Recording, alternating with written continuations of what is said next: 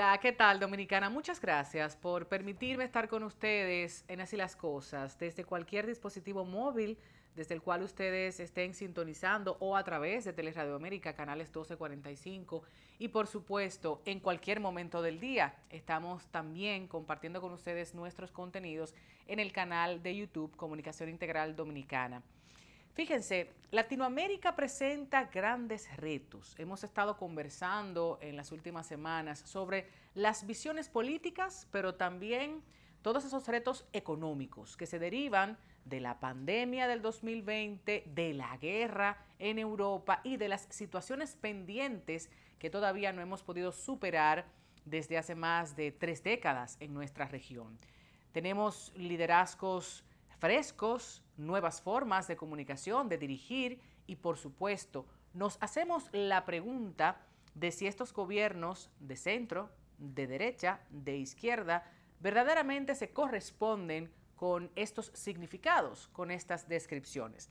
En el día de hoy haremos un paseo por diferentes países del Caribe, de Latinoamérica, y vamos a conocer la perspectiva regional en materia social, económica y política. Nos acompaña una voz destacada, un hombre que ha sido conocedor, se ha sumergido en los procesos electorales de consulta de los diferentes partidos políticos en muchos de nuestros países en Latinoamérica. Me refiero a Manolo Pichardo, quien aparte de ser una autoridad en el partido político La Fuerza del Pueblo, es un aliado de este espacio y viene a brindar un poco de su expertise, de su experiencia en estos temas y su parecer frente a lo que él comprende estaríamos enfrentando, esperando en nuestra región latinoamericana. Gracias por estar ahí, iniciamos de inmediato.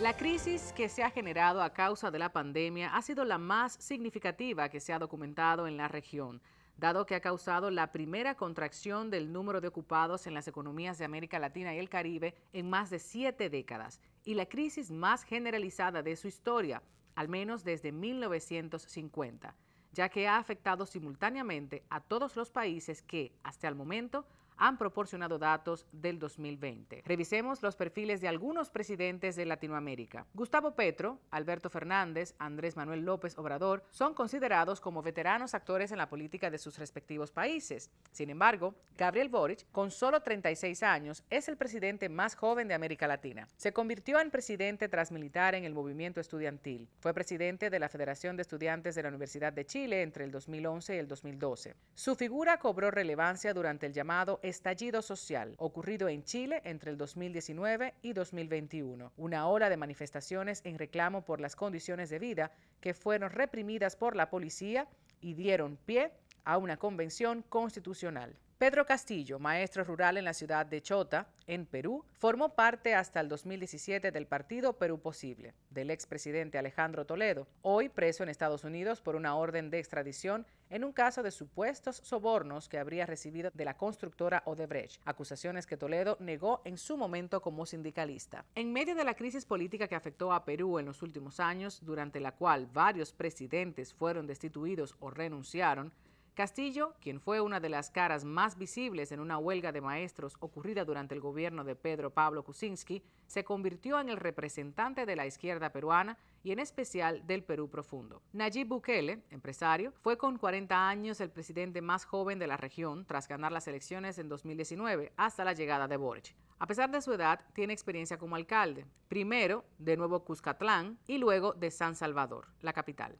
Una fuerza de centro-derecha que suele formar alianzas con Arena. Hablemos de Xiomara Castro, quien cobró notoriedad tras el derrocamiento de su esposo Manuel Zelaya. La primera presidenta mujer de Honduras ganó las elecciones en 2021 y asumió en 2022, en medio de persistentes problemas de violencia y migración y la sombra aún presente del derrocamiento en 2009 del entonces presidente Manuel Zelaya, su esposo. Su figura comenzó a crecer tras el golpe y compitió en las elecciones presidenciales del 2013, en las que obtuvo el segundo lugar antes de triunfar finalmente en 2021. Gustavo Petro. exguerrillero en el movimiento M-19. Fue representante, senador y alcalde de Bogotá y compitió 3 veces en elecciones presidenciales, hasta que finalmente ganó la segunda vuelta frente a Rodolfo Hernández. Durante toda su carrera fue miembro de partidos progresistas de izquierda y centroizquierda, muy alejado del uribismo, la fuerza dominante en pasadas elecciones, entre los que se destacan el Polo Democrático Alternativo y el posterior Colombia Humana, que forma parte de la Alianza Pacto Histórico, por la cual Petro compitió en estas elecciones. En su programa de gobierno se comprometió a cambiar el modelo económico impulsando la producción agropecuaria, apostar por el cuidado del medio ambiente, cambiando la matriz energética, promover la igualdad de las mujeres, cambios en las fuerzas de seguridad, avanzar en la reforma tributaria con impuestos progresivos. Así las cosas, conversemos de los procesos políticos electorales que marcan la agenda de nuestra región, así como las estrategias económicas post-pandemia. Refrescando un poco de esos perfiles de los primeros mandatarios de diferentes países latinoamericanos, entonces nos encontramos nuevamente aquí en la mesa para conversar junto a Manolo Pichardo, quien es un experto en muchas áreas, aunque a él no le gusta que lo digan exactamente así, pero yo sí me voy a atrever. Expresidente de la COPAL y también con vasta experiencia en la política partidista en República Dominicana. Yo creo que no necesita mucha presentación, pero a mí me gusta decir que es un aliado de Así las Cosas. Yo creo que sí, yo soy parte de este programa también. De las buenas Me siento parte. Causas para República Dominicana. Y bueno, hemos hablado en las últimas semanas sobre todo el tema odio, la polarización, el conflicto que se vive principalmente en redes sociales. Latinoamérica está conectada por una parte, por la otra no se está entendiendo, quizás no conversa en el idioma español y bajo los términos de entendimiento que la política internacional ameritan. Y bueno, vemos de todo un poco y nos preguntamos qué es derecha, qué es izquierda, cuáles son los verdaderos gobiernos o mandatarios con políticas progresistas o de visión de centro, para no mezclar un poco de todo. Bienvenido nuevamente, Manolo. Gracias, Tatiana. ¿Qué tenemos en Latinoamérica y el Caribe post pandemia? Mucha situación de retracción económica, desigualdad social que se ha puesto de manifiesto aún más en estos 2 últimos años y bueno, incertidumbre en aspecto económico y social. Hay una revalorización también en términos de religión. Ahí la CEPAL presentaba cosas interesantes que en el transcurso de la conversación vamos a ir anotando. Pero bueno, vamos a empezar la conversación y ya surgirán las inquietudes. Bueno, América Latina vive una situación bastante delicada, una contracción económica derivada de la crisis pandémica, ¿verdad? Y que ha llevado a gobiernos a salir del poder. Este es el caso de Honduras, por ejemplo, en la que asumió Xiomara Castro, desde Libre, un partido de izquierda, diríamos que nuevo, que es otro fenómeno que está ocurriendo en América Latina. Las viejas formaciones están diluyéndose y desapareciendo y aparecen nuevas articulaciones políticas que están jugando un papel importante en la dinámica de la sociedad y están asumiendo el poder. Otro caso fue el caso de Boric en Chile. Chile venía arrastrando una situación de crisis desde mucho antes de este proceso electoral, con reclamos puntuales en educación, reclamos puntuales de los pueblos originarios, en fin, y terminó luego con el triunfo de Boric, obviamente que ayudó al triunfo de Boric la crisis económica derivada de la pandemia. Y este fenómeno se ha presentado ahora en Colombia, claro, que yo digo que es el más significativo, porque Colombia a partir de 1948, después del Bogotazo y del asesinato, del magnicidio de Gaitán, hubo una secuela de violencia que todavía persiste. Y la forma en que asesinaron a Gaitán. Así, todavía persiste el día de hoy. Se crearon guerrillas, se crearon grupos paramilitares, se crearon también bandas de narcotraficantes y un país prácticamente invivible. Y aunque los medios tradicionales no lo digan, porque siempre ha sido un país desde entonces aliado a los Estados Unidos con mucha desigualdad, un país con mucha desigualdad. La gente ve en los medios de comunicación Bogotá, bien bonito, limpiecito, algunos edificios, pero cuando la gente va al interior realmente la pobreza es impresionante en Colombia. Bueno, ahora hubo un proceso bastante polarizado, como es esa sociedad desde hace tanto tiempo, y por primera vez asume o gana como presidente un candidato de izquierda. Antes lo intentaron, sí, no llegaron a asumir porque eran asesinados. Esta vez también hubo un intento de asesinato del candidato que ganó, Gustavo Petro. No sé, la prensa se enteró, los medios se enteraron. No tuvo efecto porque andaba en un vehículo blindado. Esto evidentemente va a cambiar el cuadro político en América Latina. Yo creo que era el último foco de guerra fría que había aquí en el continente, que venía desde los años 40 y ahora él está planteando la reconciliación del país. Me parece importante porque partidos como el Liberal, que no apostaron a él, ya anunciaron, Gaviria, el presidente de ese partido, acaba de anunciar que respaldará desde el legislativo la presidencia de Gustavo Petro. Y ya hay otras fuerzas o líderes importantes de Colombia que han manifestado el deseo de trabajar junto a Petro para lograr la reconciliación de Colombia. Nada fácil, porque es una sociedad bastante polarizada, pero creo que con su mensaje y con las propuestas que ha hecho, es posible que Colombia empiece a transitar el camino de la paz, que no empezó ahora. Empezó con los acuerdos de paz que se discutieron en La Habana durante el gobierno del presidente Santos, ¿no? Que casi se logra un acuerdo con todas las guerrillas. Bueno, finalmente el ELN no estuvo y todavía está enfrentado a las autoridades, pero hay la esperanza de que ahora se llegue a un nuevo acuerdo y se transite el camino de la reconciliación en Colombia. Que a propósito, más adelante tenemos una entrevista con un miembro del Partido Liberal que se hará, bueno, vía la plataforma Zoom para esta emisión de Así las Cosas. Varias cosas. Uno, el posicionamiento de la vicepresidenta, y ha dicho el buen vivir sabroso, que ha sido muy comentado en los medios de comunicación porque representa el tema de la igualdad y todos los pueblos originarios, como bien usted mencionaba. ¿Esta situación se relaciona directamente con los efectos de la pandemia? ¿Usted cree que ha influido de manera positiva para que estos gobiernos progresistas de centroizquierda hayan llegado al poder, se mantengan en el poder o tengan quizás un grado de aceptación mayor en el colectivo regional? Mira, la pandemia reveló algo importante y es que no se puede prescindir del Estado. Los conservadores siempre apostaron al Estado.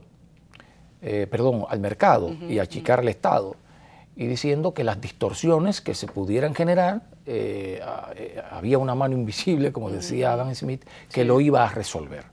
Pero llegó la pandemia, y con la pandemia tuvo que salir el Estado a auxiliar. Y la diferencia entre lo que destinó Europa, por ejemplo, para sus sistemas de protección social y Latinoamérica, que fue la más golpeada. Pues claro, entonces ahí se demostró la necesidad de la intervención del Estado, ¿verdad? Y para que haya prosperidad y para que haya garantías, ¿no? Y acceso a salud, a educación, en fin.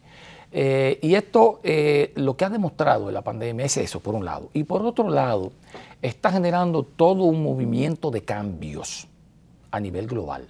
Pero esos cambios son por hartazgos de lo que no funciona, de una baja en la institucionalidad, falta de desconfianza. No, hay muchas cosas. En América Latina hay muchas cosas. Porque por también ejemplo, se midió el tema de las relaciones interpersonales y del no vernos, cómo afectó la creatividad y nuestras relaciones. O sea, todo eso puso en cuestionamiento. Pero mira, ya había una especie de descrédito de los partidos antes de la pandemia.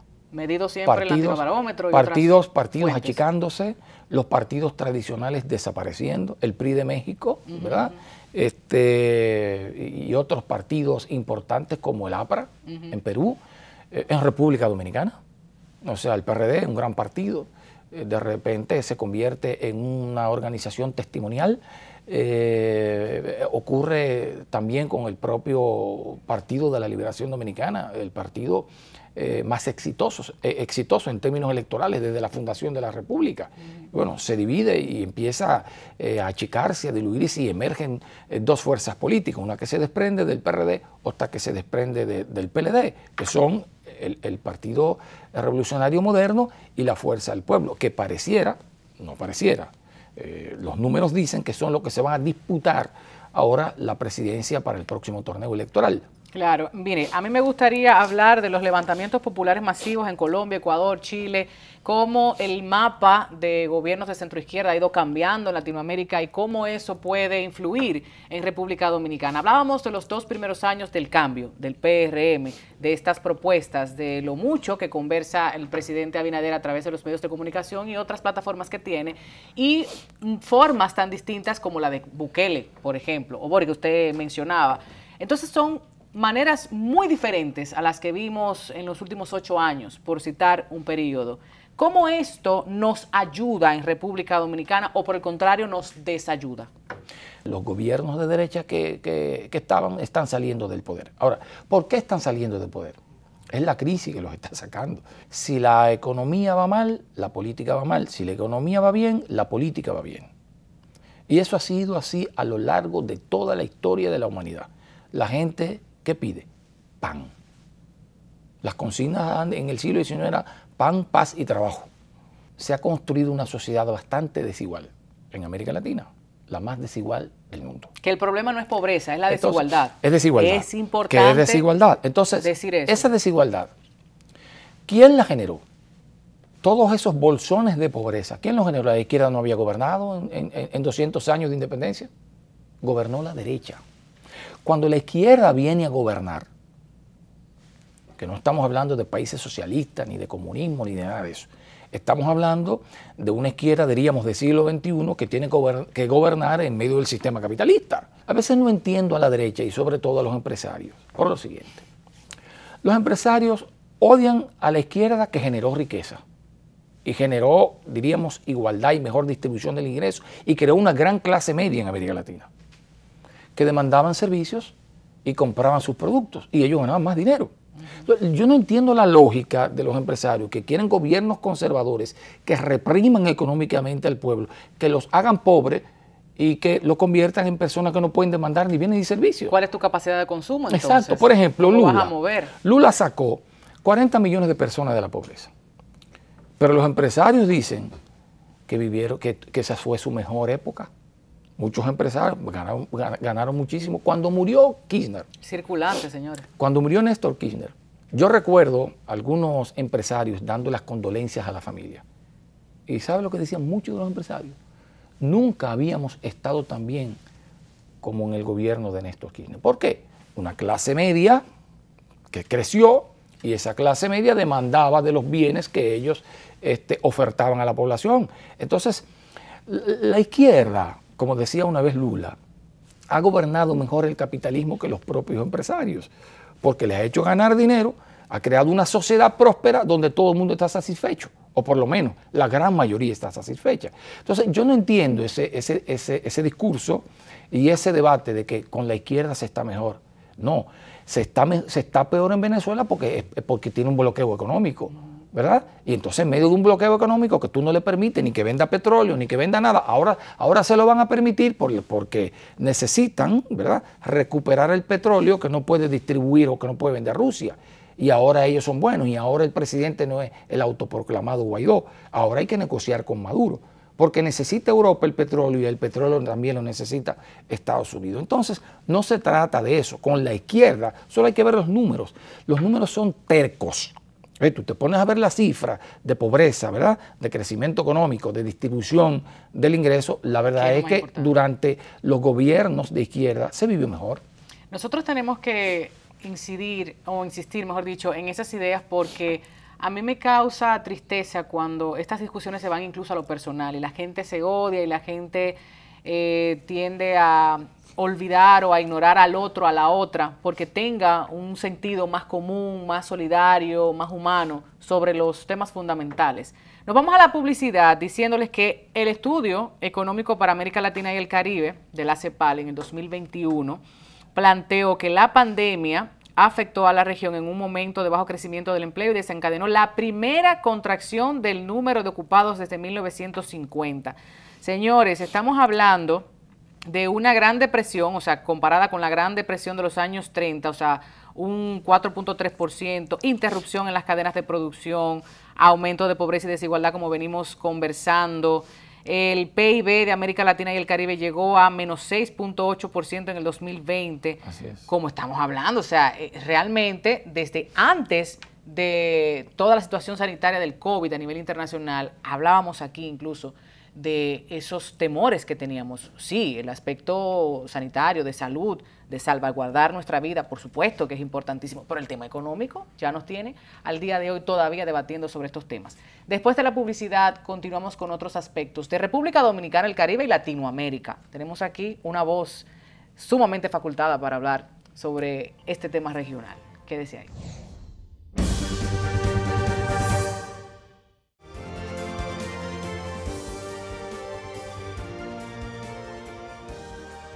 Estamos de regreso en Así las Cosas. Manolo Pichardo nos acompaña en esta edición. Estuve viendo algunas declaraciones de Marta Lagos, directora de Latinobarómetro.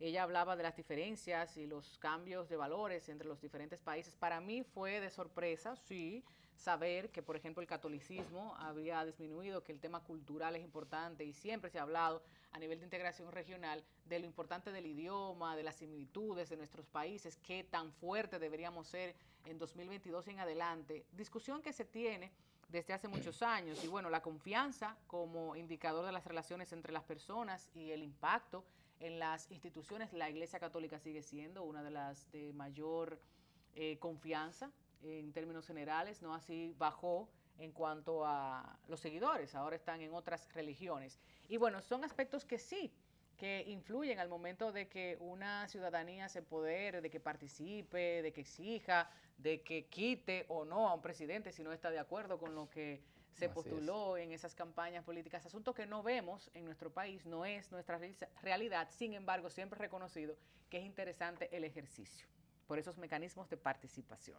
Entonces, conversando sobre algunos aspectos medioambientales, citábamos aquí durante la publicidad, en una conversación diferente, el aspecto del agua y los cambios climáticos, cómo afecta principalmente una región como la nuestra, República Dominicana, que tiene cada año su temporada ciclónica.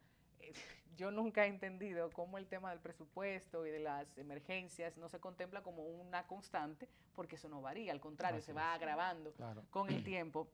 Y vi unos datos que hablaban de que en 2020 el 3.6% de la población mundial eran migrantes. Y bueno, habla el informe Groundswell del Banco Mundial que en 2021 se proyecta que para el, bueno, del 2021, que para el 2050 habrá 213 millones de personas migrantes por cambios climáticos. O sea, serán de América Latina y el Caribe 17 millones de estos y desplazamientos forzados por causas climáticas serán la primera causa de migración global. República Dominicana se estará haciendo esta pregunta, nos estaremos preparando de alguna forma qué pasa en Latinoamérica con todas estas regiones y adversidades y también situaciones débiles que enfrentar. Mira, tú hablabas de valores y yo quiero tocar ese punto. Valor. Los valores no son estáticos, los valores cambian por razones geográficas o históricas. Por ejemplo, hay valores apreciados en Asia que no son apreciados en América, en Occidente, por ejemplo. Sí. Son valores distintos. Pero también los valores van cambiando con la historia y con la transformación de la sociedad. Y qué bueno, ¿eh? Claro, porque las sociedades no son estáticas. Tú hablas ahora de la migración. La migración, que es cada día, diríamos, mayor en el mundo, irá cambiando también los valores de las sociedades. Los irá cambiando. ¿Por qué? Porque uno tiene valores partiendo de sus hábitos culturales, de su religión, pero cuando la migración llega, llegan otros hábitos, llegan otras religiones y entonces los valores se reacomodan. Y ahí hay un problema también con los partidos, que no entienden el cambio de los valores para poder conectar con la sociedad de hoy. Porque ocurre lo siguiente, Tatiana. La sociedad ha ido cambiando de manera, diríamos, muy rápida, de manera vertiginosa. Y la forma en que la gente produce las riquezas, la forma en que se distribuyen, la forma en que se consumen, van cambiando. Sí. Y en la medida en que esas cosas cambian, la sociedad tiene que irse ajustando a la forma en que se producen y distribuyen esas riquezas.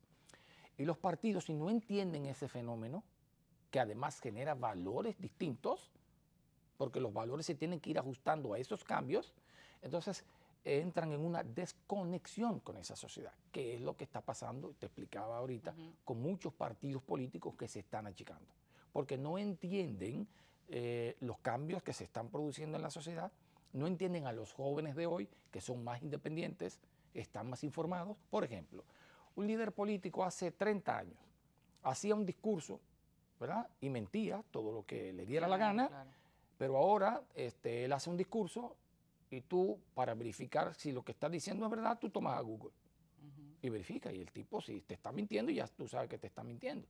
Entonces hoy día no se trata del monopolio del conocimiento, sino de que ese conocimiento que es colectivo, o información, no conocimiento, mucha información que es colectiva, los partidos, los líderes políticos lo que tienen es que administrarla junto con la población. Anda un libro sobre eso, Infocracia, búsquenlo. Administrarla con la población, porque la población a veces está más informada que el propio dirigente político. Eso es así, esa es la realidad y es lo que los partidos políticos tienen que entender hoy día. La hiperconectividad, 67% de la conectividad de nuestra región alcanza un 13% más que el resto del mundo. Esto sustituye la narrativa. El conflicto entonces es digital. Y sobre eso también está la inmediatez, obviamente la transparencia que se exige.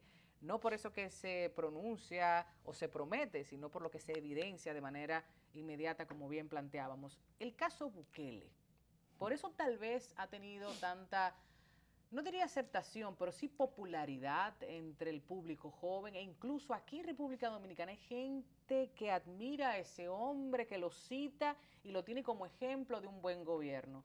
En estas semanas también volvimos a repetir el hecho de que en República Dominicana muchos jóvenes hayan dicho en encuesta que preferían una dictadura si sus problemas estaban resueltos. Y decíamos, pero es que no recordamos las dictaduras o no sabemos lo que implica una dictadura, y yo por eso lo traigo como ejemplo, Bukele. Comunicación y ese acceso digital e interacción constante de las juventudes. Mira, a ver, Manolo, la horizontalización de la comunicación ha traído todo esto, fenómenos nuevos y raros. Hay un fenómeno reciente de ahora. Hernández, el candidato a la presidencia en Colombia, que irrumpió de repente y le llamaban el candidato TikTok, ¿verdad? Sí, por ahí le sacaron su video en el yate también. Sí, está bien, pero lo que te quiero decir, salió de la nada un mes antes del proceso de votación. Él era un candidato marginal y de repente decidió montarse en la plataforma de TikTok y desplazó a Fico, que era el que iba a competir para segunda vuelta. El rey del TikTok, así le El rey del TikTok. Entonces, ¿qué está ocurriendo? Mira, en las redes se dice de todo, de manera irresponsable. Y entonces uno a veces no sabe qué creer. Tú hablabas del inmediatismo.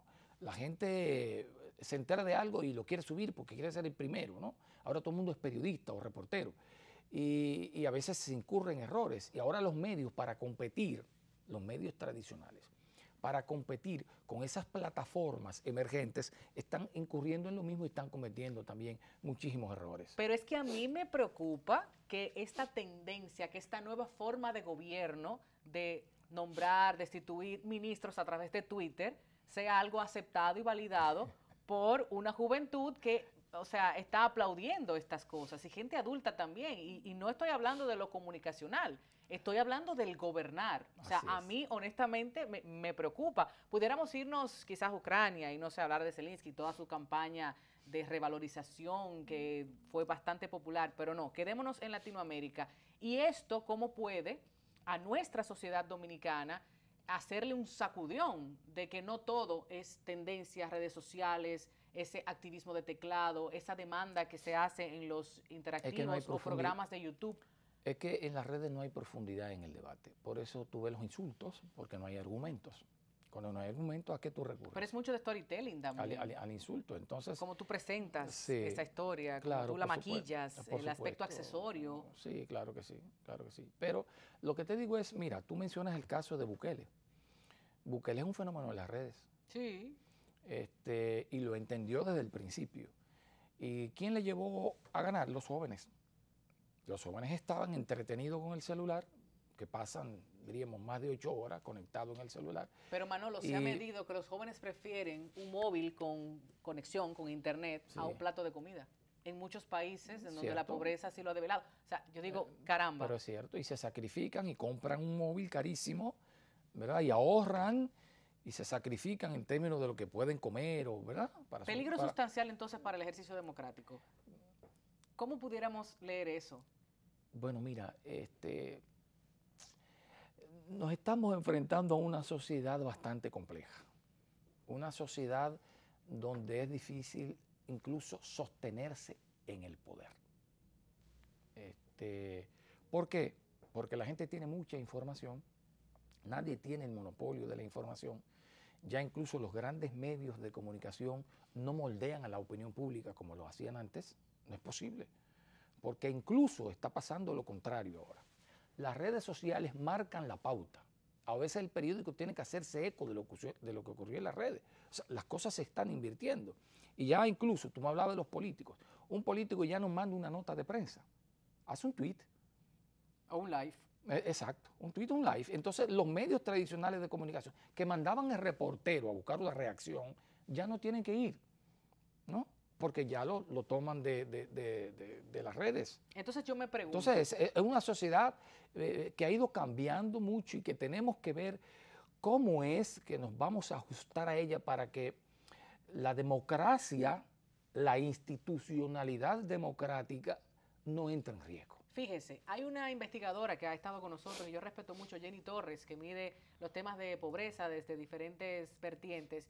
Y ella ha utilizado el TikTok para hacer llegar el mensaje de, caramba, hacemos las investigaciones, presentamos las estadísticas y aún así la gente no quiere creer. No quiere creer lo que se ha medido en torno a pobreza de República Dominicana. Y ahí viene la pregunta, Manolo, porque me preocupa, y por eso me ocupa hablar del tema, que muchas veces la derecha, el empresariado, el poder económico y político, tiene las herramientas y el conocimiento para incidir de alguna manera en esa juventud, de hacerle creer todo lo que veníamos hablando de comunismo, socialismo, de pobreza, de estos son líderes mesiánicos, de estos son unos mentirosos porque beben buen vino, tienen un buen reloj, están en una casa digna y entonces deberían estar junto a los suyos y demás. Y yo digo, caramba, como que se está mezclando todo y al final no incide en las políticas públicas que la gente debe ver o debe constatar y es un problema.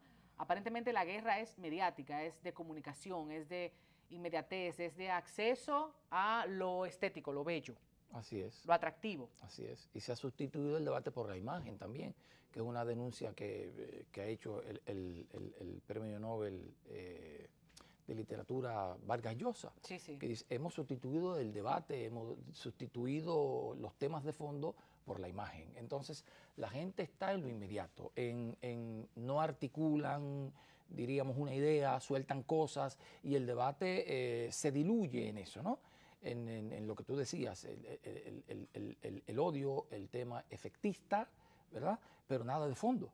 Nada de fondo. Cuando tú ves en la red el debate sobre lo que es la izquierda y lo que es derecha, tú dices, pero ni el que dice que es de izquierda está defendiendo postulados de izquierda, ni el que dice que es de derecha sabe lo que es la derecha. Entonces hay que plantearse, ¿qué es la izquierda en el siglo XXI? ¿Verdad? ¿Qué es la derecha en la sociedad actual, en la sociedad del conocimiento, ¿no? En donde ese factor, el conocimiento, es más importante que el resto de los factores de la producción. O sea, es una sociedad diferente. Entonces, es un reto. ¿Necesitaríamos tiempo para estos nuevos gobernantes de centro, izquierda y de izquierda, gobiernos progresistas, para poderles definir como que verdaderamente están en esas categorías, Manolo? Yo pienso que sí. Por ejemplo, Disculpe, y le hago la pregunta a propósito de casos locales que conocimos en el pasado, de gente que se autonombraba o se publicitaba como un hombre o una mujer de izquierda o de ideas progresistas y realmente no. Bueno, la no práctica es lo que decide lo que tú eres. Una cosa es la palabra y una cosa Entonces, son tus como hechos. estamos hablando de un triunfo Pero, a nivel regional, porque estamos ganando terreno, y me incluyo, digo ganamos sí, porque yo soy. Ahora, no sé si necesitaríamos tiempo. pero ya hay dirigentes políticos que han llegado al gobierno y han mostrado que son de izquierda, porque las políticas públicas que han implementado son políticas públicas progresistas. Este es el caso, por ejemplo, te mencioné hace un rato, de Lula. Sacó de la pobreza a 40 millones de personas. ¿Cómo lo hizo? Bueno, redistribuyendo las riquezas. Este es el caso, por ejemplo, de Evo Morales. Bolivia era uno de los países más pobres del continente, ya no lo es. O sea, ha logrado avanzar en desarrollo humano Bolivia. Pero está el caso también del presidente de Ecuador, Rafael Correa. Pero ¿cómo lo hicieron? ¿Cómo hicieron todo esto? Yo te pondré dos ejemplos. En el caso, por ejemplo, de Bolivia y Ecuador, habían transnacionales petroleras que extraían el combustible fósil. Pero yo tenía unos contratos donde el Estado se quedaba con el 20% de la ganancia y las empresas se llevaban el 80%.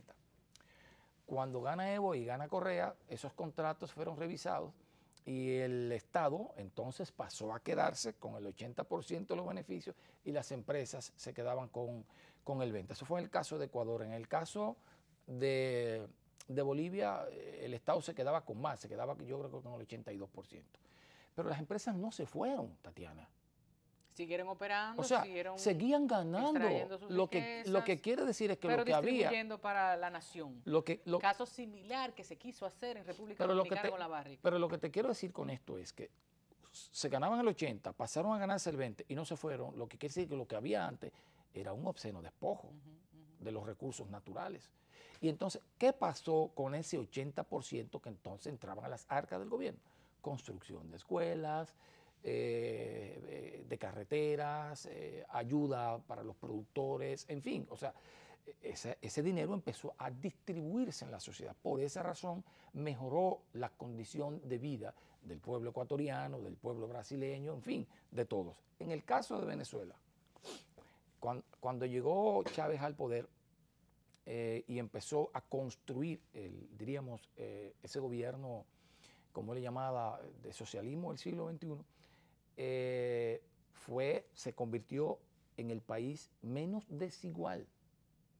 Y no lo estoy diciendo yo, lo decía el Fondo Monetario Internacional, lo decía la CEPAL, todos. Ahora, ¿cuándo eso se derrumba? Bueno, con las sanciones, con el bloqueo y todo lo demás. Entonces, los gobiernos progresistas funcionaron y gobernaron a favor de las grandes mayorías. Esa es la realidad. En el caso de México, de Uruguay, que también tienen sus diferencias, otras similitudes, ¿qué pudiéramos resaltar como ejercicio de ejemplo para República Dominicana? Bueno, mira, Uruguay, sin mucha estridencia, tuvo gobierno de izquierda, tanto con el presidente médico, se me va, como con Pepe Mujica. Fueron gobiernos sin estridencia, o sea, eran de izquierda, pero sin muchas confrontaciones, ni con el Fondo Monetario Internacional, ni con los Estados Unidos. Quizá por estar tan lejos, ¿verdad?, y ser un patio trasero muy lejano, no entraban en esos conflictos, hicieron lo que quisieron, incrementaron el presupuesto en educación, incrementaron el presupuesto en salud, redistribuyeron la riqueza con mayor nivel de justicia. Ya que dice educación, a mayor educación, menos afinidades religiosas y espirituales. Eso es así. Agnósticos, laicos. Importante decirlo, eso es así. Y es un ejemplo en el caso uruguayo. Eso es así. Y su participación social. Y en Europa se da también. Entonces los países menos instruidos son más religiosos. Claro. Esa es la realidad. Pero eso se dio en Uruguay. Me mencionaste otro país. México. México. Bueno, México hay una realidad bastante compleja. Bastante compleja. Males estructurales en términos de la seguridad ciudadana. Males estructurales en lo relativo a la falta de institucionalidad que ha tenido que enfrentar López Obrador con mucha dificultad, pero nosotros entendemos que ha ido sorteando las dificultades que encontró. Le ha resultado difícil enfrentar el tema de la violencia y esas cosas, pero en términos de la inflación, sobre todo en la crisis, ha logrado contener los precios, no ha subido los productos, la gasolina ni los derivados del petróleo, en fin, está navegando en medio de la crisis y en medio de los males estructurales que encontró. Yo diría que bien, ¿verdad? Hay que esperar cómo se sigue desenvolviendo, pero ha hecho un gobierno que pasa la materia. ¿A qué nosotros pudiéramos entonces dar la razón de que hubo golpe en Honduras hace un tiempo, de que exista una dictadura en Nicaragua y todos los temas que se han descrito, ¿no?, de esta situación? Si ya estamos conectados, tenemos más información, tenemos buenos ejemplos regionales, ¿por qué esta resistencia a abandonar el poder, a seguir con las conductas dictatoriales y demás? Cada cual debe responder eso. Yo pienso que eso es parte de la naturaleza humana. Es parte de la naturaleza. ¿Qué explicación tiene eso? Que hay gente que no tiene vocación democrática, ¿verdad? Y no importa dónde estés ubicado. Cuando pensábamos que en la década 60, 70 habíamos abandonado eso en Latinoamérica, puedes estar en la derecha, puedes estar en la izquierda, pero hay gente que se resiste a abandonar el poder. Y hay muchas formas. Hay gente que se resiste. Hay otros casos en que la gente tiene varios periodos en el gobierno, pero es un asunto ya de clamor popular, como el caso de la Merkel, que duró 4 periodos gobernando y salió del gobierno y ahora Alemania está que no sabe hacia dónde va. Fíjate. Y ella decidió, después de 4 periodos, dejar la jefatura del Estado y lo ha sentido. Lo ha sentido Alemania, sobre todo en medio de esta crisis. Hay una pérdida de liderazgo en Europa, porque el liderazgo en Europa lo mantenía la Merkel y ahora con el nuevo presidente se siente un vacío que ha podido, en alguna medida, llenar el presidente Emmanuel Macron. Emmanuel, bueno, sí, tantas cosas. Me gustaría hablar de Canadá también, pero ese no es el programa de esta noche. Después de la publicidad, entonces concluimos. Quédese.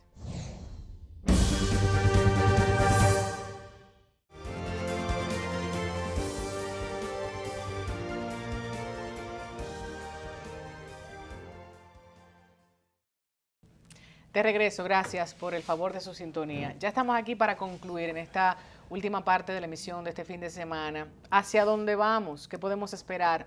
República Dominicana, Caribe, Latinoamérica y nosotras como ciudadanos, ¿qué podemos hacer para seguir fortaleciendo el ejercicio democrático, seguir demandando, exigiendo y cumplir con lo que nos toca? Porque a veces, si me toca a mí de manera responsable decir, somos irresponsables, somos muy responsables, porque no nos involucramos. Queremos dejarle la tarea a los partidos políticos, queremos que sea el medio de información que nos dé todo servido, sin involucrarnos ni siquiera en la junta de vecinos. Y así no se progresa, así no hay participación de ningún tipo. A ver, Manuel, ¿usted qué nos dice? ¿Hacia dónde vamos? ¿Hacia dónde? Bueno, yo creo que América Latina tiene un reto que es repensar su modelo productivo. América Latina tiene una economía cada vez más primarizada, sin agregarle valor a lo que produce, a lo que tiene, de manera natural. Y eso evidentemente hace que nosotros no generemos las riquezas que deberíamos generar.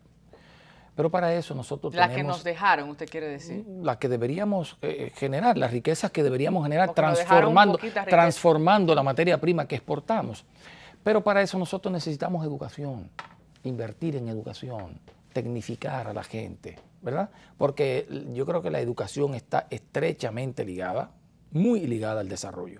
Entonces, mientras nosotros no avancemos en la inversión en educación y salud, porque tú tienes que tener un pueblo saludable, ¿no?, para que genere riqueza. Entonces, ese es el reto de América Latina, avanzar, abandonar la primarización de nuestras economías, porque evidentemente si no repensamos la forma de producir nuestra riqueza, no vamos a salir del atraso, ¿verdad? No dejaremos de ser países eternamente en vía de desarrollo.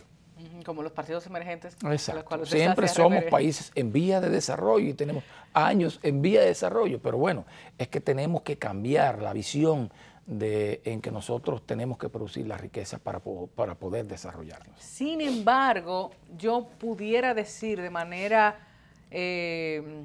no sé, sincera, transparente, que somos ricos en muchas cosas. Lo que veo es una desigualdad y una falta de distribución, y lo veo hasta en los hogares, lo veo en las comunidades, por quizás una falta de solidaridad, de empatía, de entendimiento de la necesidad del otro, de acompañarle en su formación técnica, en que el empresario pueda reconocer que el otro, la otra, también tiene derecho a crecer, a un tiempo de ocio, a descanso. O sea, veo mucha explotación de muchas partes y de muchas formas.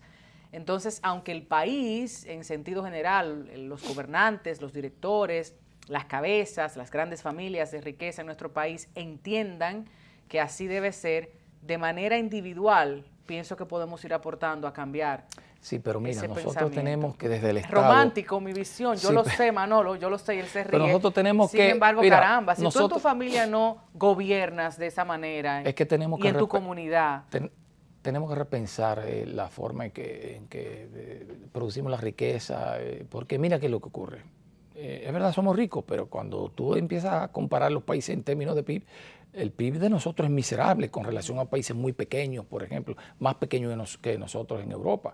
Hay países pequeñitos que tienen un Producto Interno Bruto mayor que un país grande de América Latina. Pero entonces ahí hay un problema. ¿Y de qué clase serio. media que hablamos? Por ejemplo, te diré, por ejemplo, Juan Bosch propuso hace un tiempo que en vez de exportar oro, nosotros ese oro lo procesáramos, propuso la República Dominicana, y produjéramos las joyas.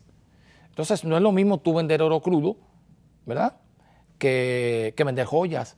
O no es lo mismo que lo que está pasando aquí, que es lamentable, que tú vendes las piedras del Arimar en crudo, como si fuera desecho, que tú producir, diríamos, joyas con eso, porque el país evidentemente que ganaría 5, 6, 10 veces más que exportándola como la está exportando ahora. Entonces tenemos que pensar en eso, tenemos que industrializarnos, tenemos que abandonar esta economía primaria que nos mantiene en el subdesarrollo.